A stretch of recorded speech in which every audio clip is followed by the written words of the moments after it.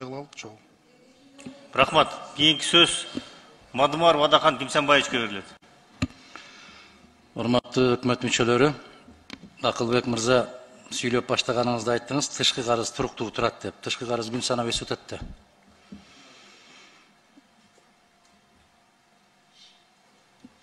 Урматтуу Вадахан Кимсанбаевич, бизде финансисттерде көрсөткүч бар. Тышкы карыздын көлөмү ички дүң продукцияга 50%-дан ылдый болсо, же 50%-дын тегерегинде болсо, ал туруктуу да. Мен ошо жөнүндө айтып атам. Быйыл буюрса 47% ички дүң продукцияга караганда биздин карызыбыз болот. Ал туруктуу деп биз эсептейбиз. Эми силер санды көбөйтүп кое бересиңер, бирок ошого жараша процент ошондой эле калат, бирок тышкы карыз деген күн сайып өсүп атат. Мына азыр эле 30 миллион доллар колдоп бергиле деп дагы турасыңар. Ошондуктан бир аз абайлашыбыз керек, тышкы карыз канча экендигин. Экинчиси, көчмөндөр мурасы 3 миллиард акча бөлдүк эле, бөлтүрүк камалганына байланыштуу токтотуп койдук деп. Эмне бул бир киши үчүн ачылган ишканабы? Жок, ойлогон ойду кыстаган турмуштун баары жеңет деп биз Кумтөрдүн мисалында гендердин баарын өзүбүз иштетейин дегенбиз. Наследие великих кочевниковка бир 10 чакты лицензияны берип, бизнес проектлердин баарын даярдап, геологоразведка жумуштарынын баарын бүтүрүп, андан кийин гана инвесторлорго тартуулайлы деп ошондой команда түзүлүп аткан бүгүнкү күнү. Бирок ал биз бөлүп берген акчанын баардык көлөмү боюнча ордунда турат, биз кайра бюджетке кайтарып атабыз.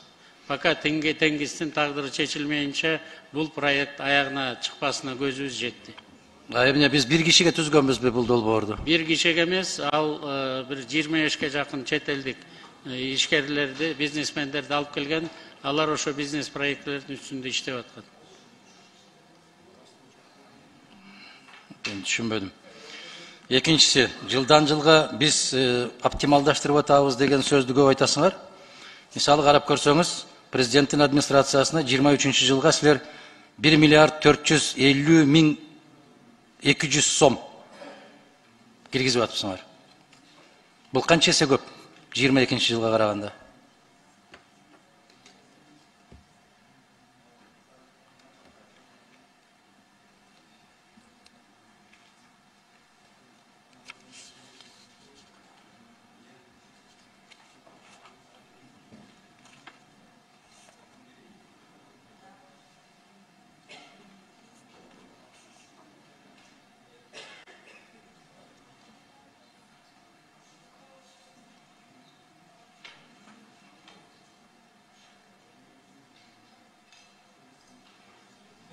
Урматтуу Адахан Кимсанбаевич, биз уточненный бюджетке 2022 жылга 1 миллиард 940 миллион. Катыраак сүйлөсөңүз. Уточненный бюджетке азыр биз 1 миллиард 940 миллион 486 миң сомду киргизип атабыз. Ал эми 23 жылга контрольный цифраларыбыз 1 миллиард 435 миллион 948. Андай эмес, 1 миллиард 450 миллион деп турат. Анан президенттин иш башкармалыгына 958 миллион 600 миң киргизип атасыңар.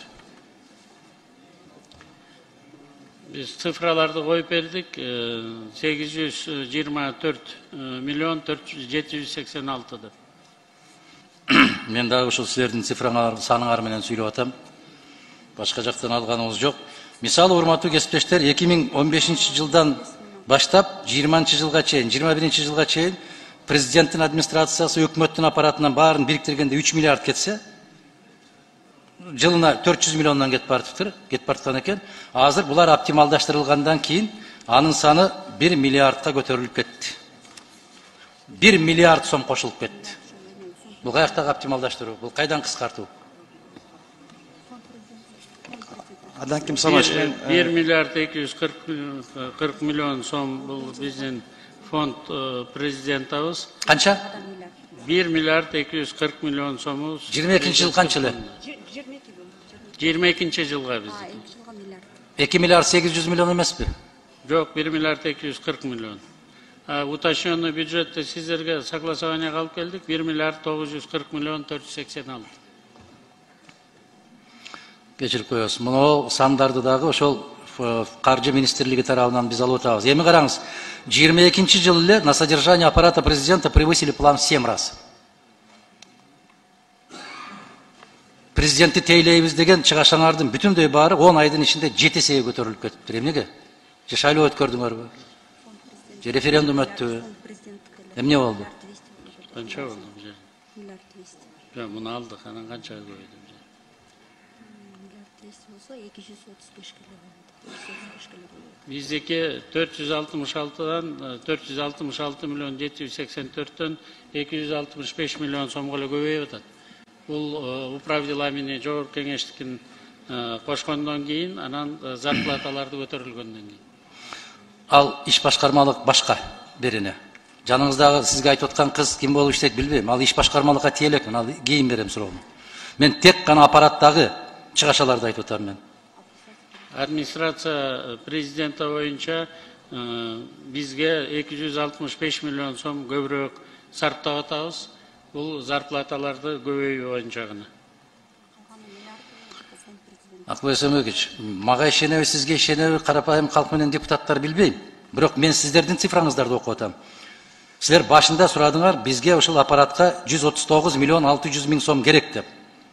Бирок бүгүн 10 айдын ичинде сиздер 876 миллион 900 миң сарптап койдуңар. Кайда кетти? Эмнеге сарптадыңар? Эми сиздин кагазды анан менин кагазымды салыштырып коелу, Адахан Кимсанович. Балким сиз экөөбүз эки бөлөк кагаз алып айтып атабызбы?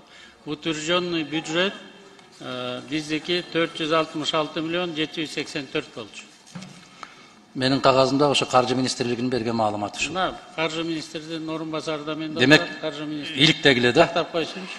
Иликтегиле.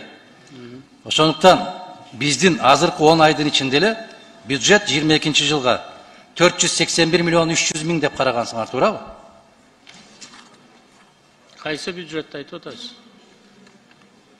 Сиздер айтып аткан министрлер кабинети менен урматтуу администрациянын биргелешкен чыгашасын айтып атам.